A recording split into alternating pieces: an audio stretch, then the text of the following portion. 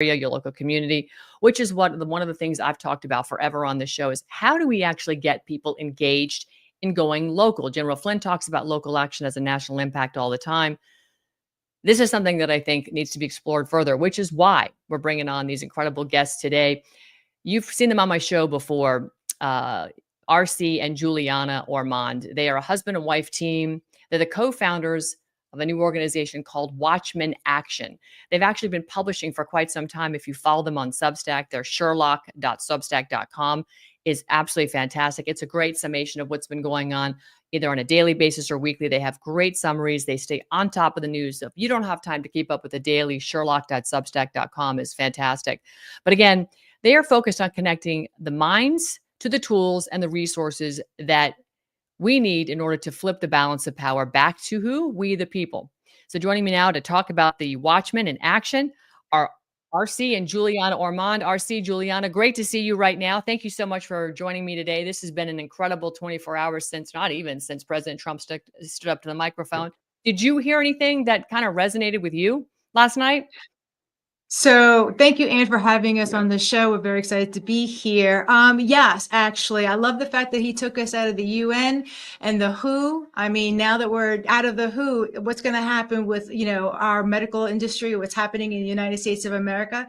So I'm excited about Kennedy being in there and talking about what he's going to do as far as the childhood vaccines are concerned and what we're going to do about the COVID-19 vaccines and what's going to happen next in our country. So he gave me a lot of a feeling of, yes, we're coming back. Everybody is now excited about what's happening. He's America first, two genders, man and woman. That's really important for us right now to be able to say, you know what, it's not about having all this craziness and all these multi-genders. Let's get back to basics.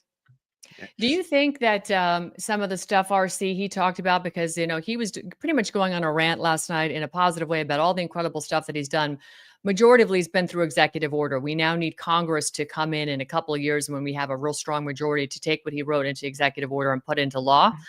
He's been strong on deregulating. For every new one, he wants 10 gone, which is basically reflective of what he did the last 4 years he was in office.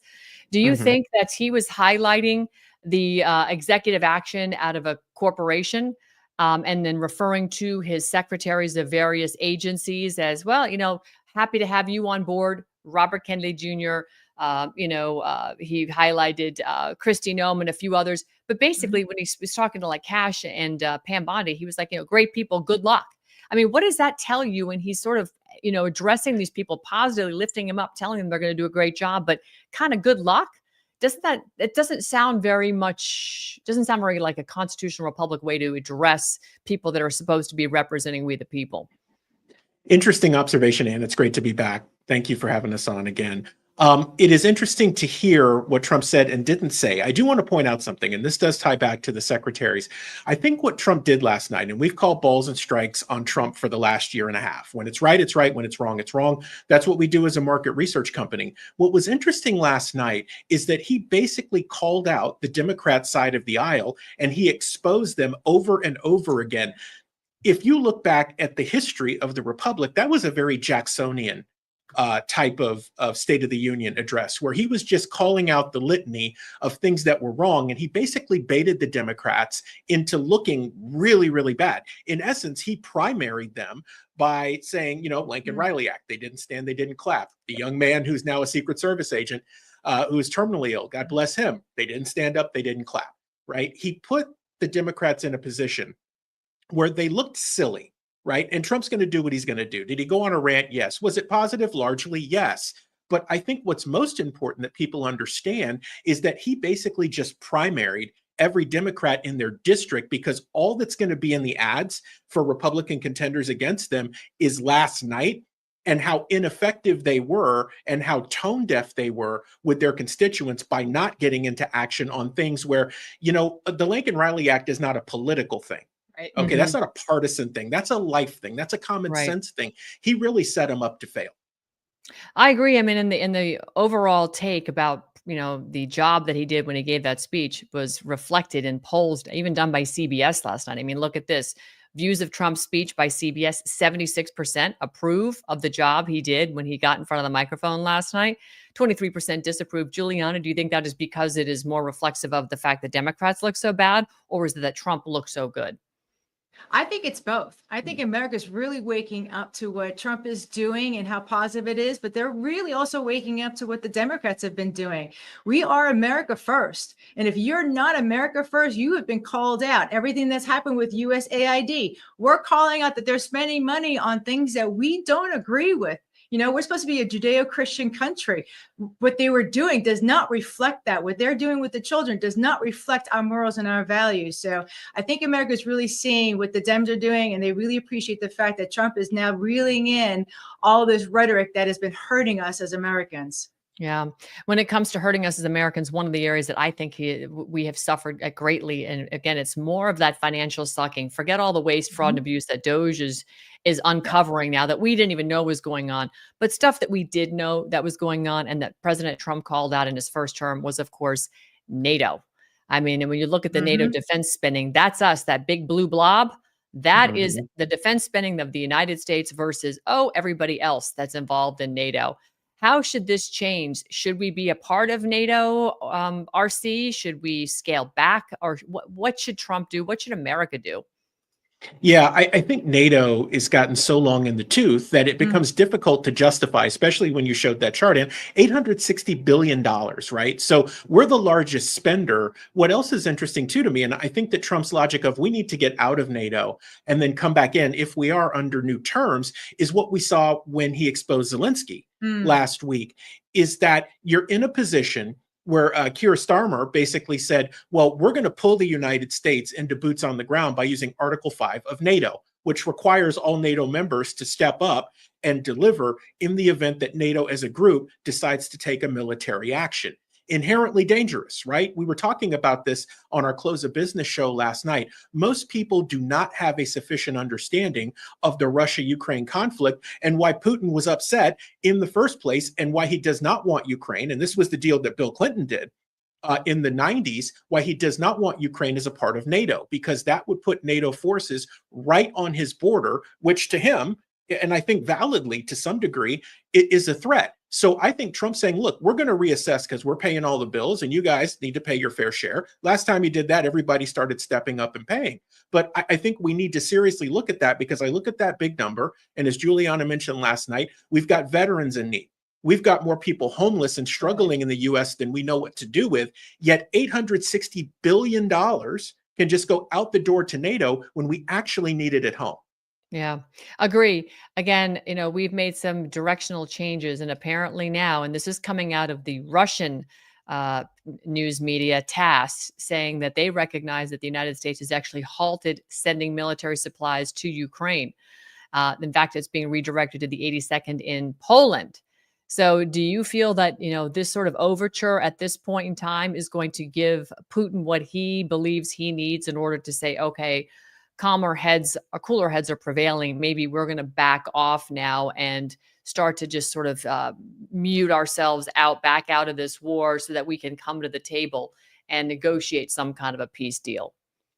Yeah, I think so. And, he really said, hey, look, I'm good anytime you want to do this. And it seemed like Zelensky was too, until he tried to squeeze out just a bit more grift before it all goes away. I think what Trump and Vance and the administration are doing is they're squeezing on Zelensky to ensure that he complies with whatever deal they're getting ready to sign. And I think that Russia recognizing that is like, okay, we see that there's something happening here, that we're moving towards an end. And we discussed this last night as well.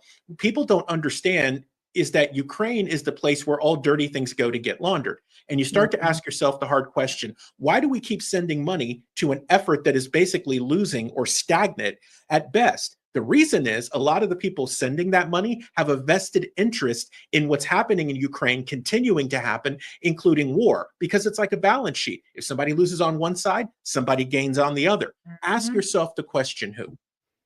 That's absolutely right. Well, people there's winners and losers everywhere you go. But as far as from where I'm sitting, the people that have been sitting on the sidelines, right, that have been fomenting sort of the loser mentality, are those that haven't stepped into the ring and do what you're supposed to do, which is your civic duty. I mean, this country runs on the backs of the hardworking Americans.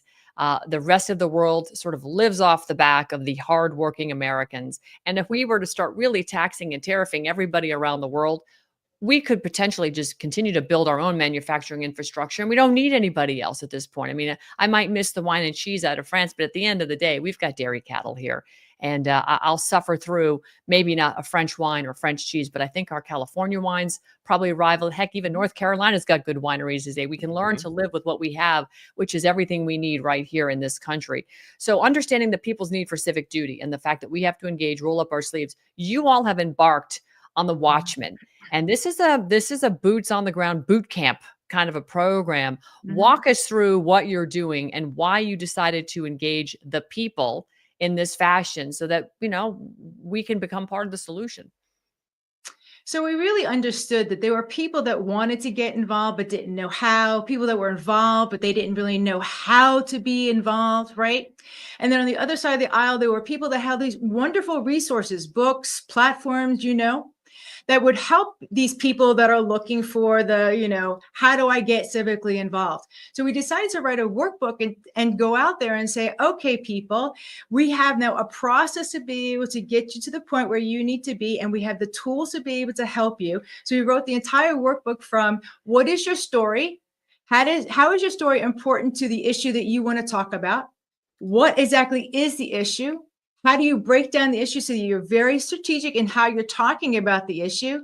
Then who are the people that you need to surround yourself with that are going to help you move the agenda forward? How are you going to get into action, right? What are the pitfalls? What are the good things? And how do you navigate to make sure that what you want to see happen in your community, in your country, in your state, in your county, whatever it may be, that it's happening? We've lost the culture because we haven't been civically engaged. It's time for us to now get re-engaged in a meaningful way, in a thought out way, so that we can say this is what we want for the country. Because right now we've got the globalists saying that this is what they want for our country. And like you said, Anne, we can do everything within our borders. I am perfectly fine saying we are made in America and we're really excited about everything that's happening here in America. But we Americans need to stand up and take that baton and run with it, because we've got a president, love him, but on one side, in one ear, he's got the globalists that are talking to him what they want him to do. And on our side, we need to be speaking just as loud to make sure that President Trump understands exactly what we want. So we wrote the workbook to make sure that our voices are being heard and that we are organized to do the things that we need to do. Love it. So you guys have an event coming up in a couple of days here, as a matter of fact. Let's bring this up on the screen here. Watchman Action is coming up this Friday. RC, give us a little rundown on what people can expect. First of all, I love your logo, but I want to know what people can expect.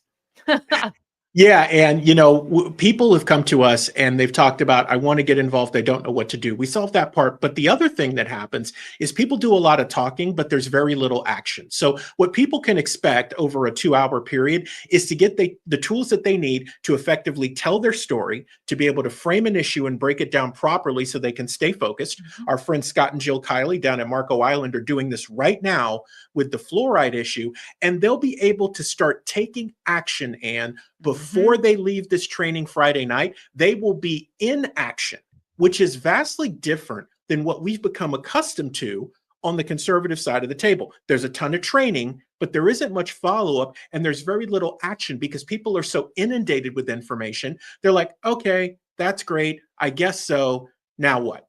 And So before you Tom, know it, 30 days have gone by and nothing happens. believe me, I have been to many of those training sessions. I know exactly what you're talking about. So you bring up great people, Scott and Jill Kiley. I've known them for several years. Phenomenal what they did down in Collier County. They really raised the bar and set the tone for setting, basically every county taking, county responsibility for its people and its protections during the COVID mask mandates. They set up their own county to be a Bill of Rights sanctuary county, a Bill of Rights sanctuary county, meaning take the hand in the Heisman federal government. You are not allowed to tell us that we have to take a shot or wear a mask or stand 6 feet apart. Really phenomenal. Sounds very basic and germane, but at the end of the day, it's really what liberated us when we stood back up and said, we're not going to do what the federal government tells us to do because it's not law. They're not lawful, requirements here. They're mandates. They don't forget it. So give us a specific action that you are hoping to impart upon people. Are you going to be trying to ask your audience? How are you going to come up with an action item that people are going to, take upon leaving your event on Friday night? So, Anne, here's the great news is the training is action agnostic. So whatever people come in the room with, whether it's life, or local government, or they want to change a particular ordinance, doesn't really matter.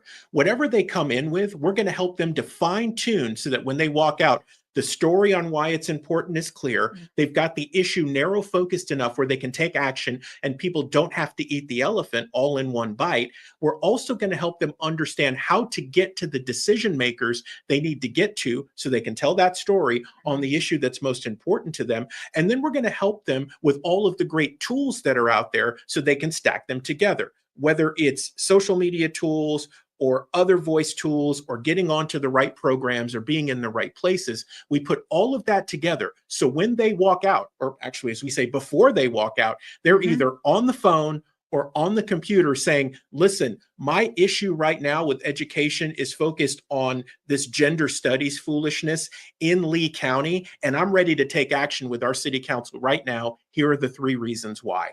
And this is the thing over time that we've continued to see, that there was a huge leaky bucket. And we said, let's just focus our ministry, Watchman Action, on solving that problem. If we can get people out the door focused on one thing with a great story ready for action, we solve a ton of problems. And if we do it locally, it's going to spread. That's the key. We need it to spread because, breaking right now is something that you all may or may not know, but take a look at this headline coming out of the Gateway Pundit. This to me is just, more judicial corruption here. Supreme Court now ordering the Trump administration to immediately unfreeze foreign aid payments with Barrett and Roberts. Amy Coney Barrett, there she goes again. And Justice Roberts siding with the majority. Stunned Alito issues scathing dissent. Let's see. Juliana, you want to comment on this latest coming out of the Supreme Court? I just don't understand how we have come to the point where the Supreme Court is ruling on things that is out of their jurisdiction. We need to have, we need to have law and order. We need to go back to our founding fathers told us the executive, branch is supposed to do this, right? The electoral branch is supposed to do that. We have gone, everything's been muddied. The water is muddy. We need to come back to being clear as to how our government is supposed to be run. And can I add something quickly here? This is an important distinction. And you mentioned this earlier in the show when it comes to laws versus executive orders. Right. So Trump had to do what he had to do on USAID. The challenge is that Congress created this monster. And so the way that you effectively neutralize it is you've either got to get this thing repealed, revoked, or whatever. But it's a reminder that while he's doing all of these great things, the cover that has to happen is there has to be a path to get these things into law so that they can't be changed. We saw this in Florida where we fought off legalizing abortion barely. Right? Because once something gets into the Constitution or becomes a law, it is extremely difficult to remove. Executive orders can be litigated. And as we see with the Supreme Court, not everyone is your friend.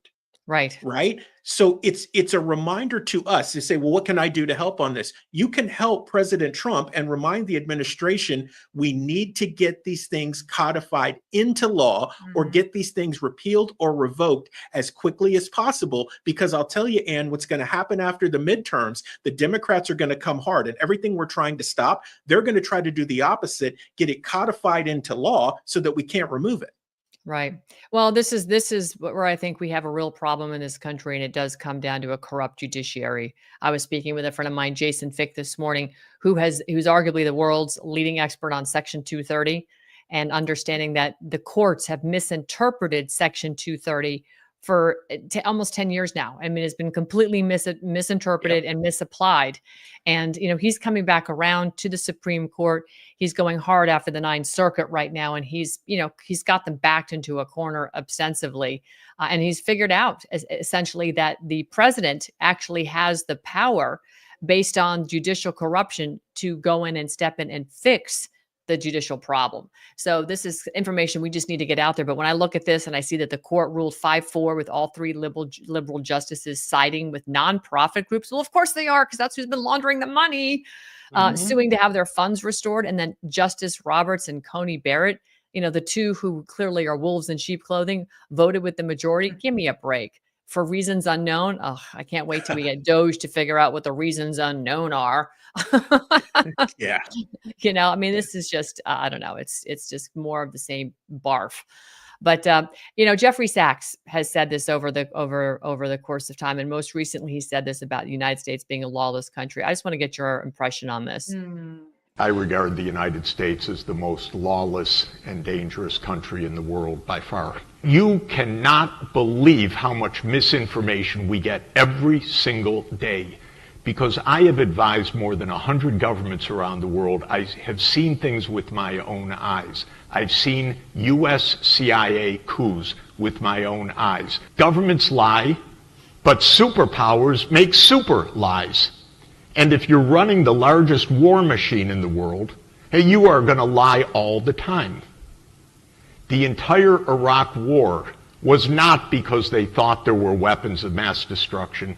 Weapons of mass destruction was the outcome of a focus group inside the Pentagon. How are we going to sell this war to the American people? Who made the decision 2 days ago that ATACMS can shoot deep inside Russia? Another brilliant move. We don't even know if the President of the United States is compos mentis right now. We have a deep state that takes these decisions, not a word of explanation to the American people. It's all lies. And I've seen it all through my life because I've been advisors to prime ministers and to presidents and to central bank governors and to some of the wonderful people on this panel. And I've seen a lot.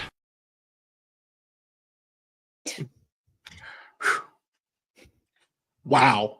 Where do you start to unpack that? Okay, so let's start with some basics. And Chris Ann Hall, if you have not seen any of her work, folks, she is brilliant at breaking this down. Let's start with the basics. How do we end up in a situation where these three-letter agencies who are beasts of Congress, when they can't get things done that they want to get done legally, they just create an agency that can do it on their behalf, which is why you end up with things like the CIA.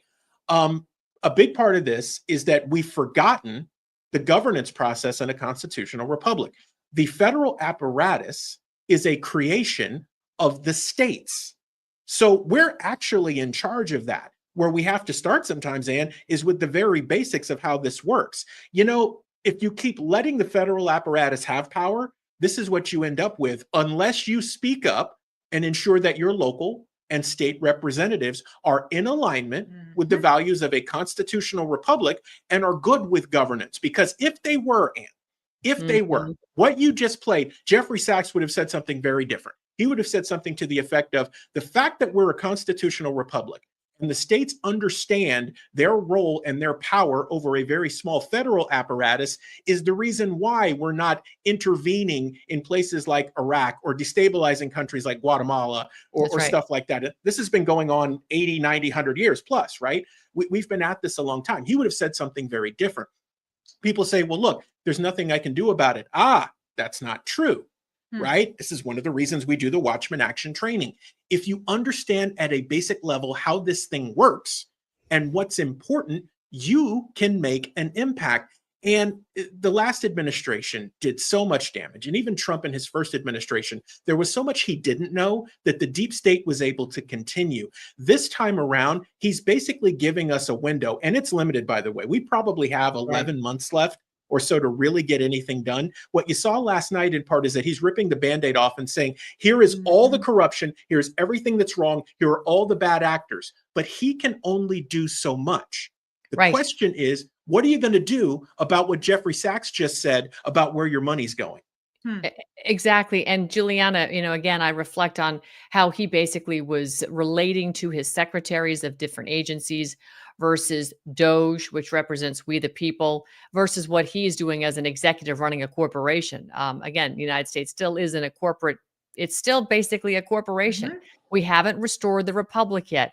And I think what Doge represents is that sort of we the people representation of restoring the republic by having the people go in and finding the waste, fraud, and abuse, exposing it. And then the executive saying, okay, we're going to cut. And when you keep cutting away at this stuff, the people that support him in his cabinet positions from these various agencies, right? They're looking at their budgets getting cut. Heck, he even, told, Linda McMahon, if you do your job right over the Department of Education, you're going to be out of a job, which is what we need to see with the Federal Reserve, what we need to see with the IRS. Where else do you want to see cuts, Juliana?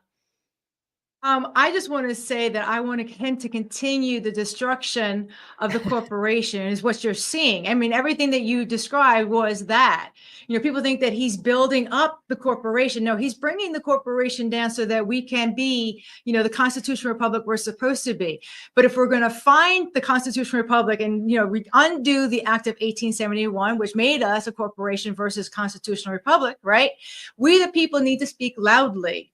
Because at this point, it's like we're getting choked because the globalists are the ones that are bringing America to that globalist ideal. When we're saying, no, we the people do not want to have that happen, pull us back to being a constitutional republic. What does that mean? And what do we need to do to make sure that that happens? And like RC said, we've got maybe a year. That's it. Yeah. We need to have our voices heard to make sure that we go back to becoming a constitutional republic. That's right. Well, one of the ways that you can do it is to get here on Friday night. If you are in South Florida or you're thinking about making a trip to South Florida, you can fly into Sarasota or Fort Myers would be your closest airports to get over to Venice, Florida, which incidentally is close to where General Flynn has his office. And of course, this great organization, We the People Health and Wellness, down there in Venice on Venice Avenue. It is going to be Friday from 6 to 8:30. You're going to get hands-on training. And you're going to come together. I think you said, dinner is served? Really? Yes, ma'am. Mm-hmm. Yes, ma'am. Turning Point Faith. Our friends at Turning Point Faith are doing dinner for us. You come. It's $25 a person, and you get a workbook. We'll have copies of our book, Empowered to Act, which is now a bestseller. We'll have all that available. And Juliana and I are going to spend some time in fellowship with the group. And we're going to come out armed and ready to take the next steps to win all of these battles. As Juliana always says, you win the battle around the 10-block radius, you win everything else. We want to equip as many people as possible as we can Friday night to do just that. That's incredible. Parting words as we get ready to wrap up here. And Juliana, let's start with you because you both are truly constitutional experts. You cited Chrisanne Hall, who, by the way, I love her. I did put this tweet up here. I want to just give her a little kudos because she is really brilliant. I've seen her speak many times. She's, this is, I think, the most recent post that she has of today, talking about her least favorite takeaway from Trump's congressional address was his promise to make killing a police officer an automatic death penalty offense. I wanted to see, RC, if you want to even comment on this, because she says, before anyone jumps to conclusions, I'm not anti-police, but the federal government lacks the authority for this. Do you want to break that down a little bit? Because that was really a breathtaking comment that he made. And I'm not sure that if it's, can the federal government reach into the municipalities and sort of make that declaration? Yeah, so this is why I love Chrisanne so much, is that she breaks things down. She calls balls and strikes, right? So she is right that the federal government can't do this. But what Trump did is he opened the doors for the municipalities to take a serious look at it. So what should happen now is that every constitutional sheriff should say, you know what? Enough is enough. We do need to deal with this. That happens at the local or the state level or the county level. We need to seriously look into it. So President Trump is right to call it out, but Chrisanne is also right to give us the guidelines on what can and can't happen. And this is the beauty of a constitutional republic, right? The information is right there. You have experts who give it to you. Now, if you want to take action to say, look, I agree that anyone who kills a cop like that in cold blood, yeah, man, capital punishment should be on the table. Who do I talk to? Do I talk to my sheriff? Do I talk to my local chief of police? Do I talk to my state representative? This is the beauty of it. It gets you moving. That's what Trump did last night. He exposed and said, here's everything. Go to it, guys. Now he's looking at us and saying, I can only do so much. The rest is on you. He's asking, what are you going to do? Remember John F. Kennedy, ask not what your country can do, what you can do for your country. So this is that moment in time. And again, President Trump, giving praise and thanks to Robert Kennedy. And of course, the Democrats sitting on their hands. It's so amazing to see this come out. We do have a few short months before we go into this election cycle for 2026, where we need to literally sweep the boards. We need a blue flush and a red wave so that we can take all these executive orders and codify it into law that's meaningful and constitutional, while also repealing those that aren't. And one of the ones I want to see, last point to you, Juliana, is the repeal of the Apportionment Act of 1929 so that we can actually get proper representation in Congress, which would actually add thousands of representatives as opposed to the paltry 435 that are clearly bought and owned by various lobbies, APAC for one, and of course, globalist corporations, Pfizer, et cetera. You think we should go that direction? I think that would be wonderful. I think it's time for us to take that big money out of our government. We should have representatives that are representing our interests, not these corporations, not the big money, right? It's time for America to be represented in the White House. And Ann, what you propose is biblical, right? The way that we're supposed to govern. Father gave the word to Moses on how things should be governed and it's smaller groups so that there is proper representation. Because right now, if you try to talk to your rep in Congress, nigh impossible because they represent way too many people. If you get apportionment right, there's an infinitely smaller amount of people who can then get to their representative. And I think you've mentioned this before, Ann, in that setup, you don't need everybody in DC. Things can get done remotely and can get done quickly. And again, we go back to the solution for a constitutional republic versus a corporation. There's another one. Plus term limits. Plus term limits. Yay, term limits. All right. Well, Yes. listen, you two. Where can folks follow you? What is the best platform for them to reach you? And again, an appeal for Friday night. If you want to learn how to become part of the solution and not sitting on the sidelines, I would highly recommend that you get on over to what the Watchmen are going to be doing down in Venice. So where's the best place for folks to follow you, RC, Juliana? Yeah, and they can find everything. Thank you so much again for having us on. They can find everything at watchmenaction.org. So it's plural, watchmenaction.org. All the information on us, all the publications, all of our interviews, including this one very soon, are up there, along with information for the event Friday night. We encourage you to come out to Venice on Friday night. Please join us for this training if you can. It will certainly be worth your time and your investment, and you will be armed and ready. Watchmenaction.org. Watchmenaction.org. All right. RC, Juliana Ormond, dynamic duo, husband and wife couple who are out saving the country. Thank you so much for all of your hard work. Appreciate you coming by this afternoon. Thank you, man. All right.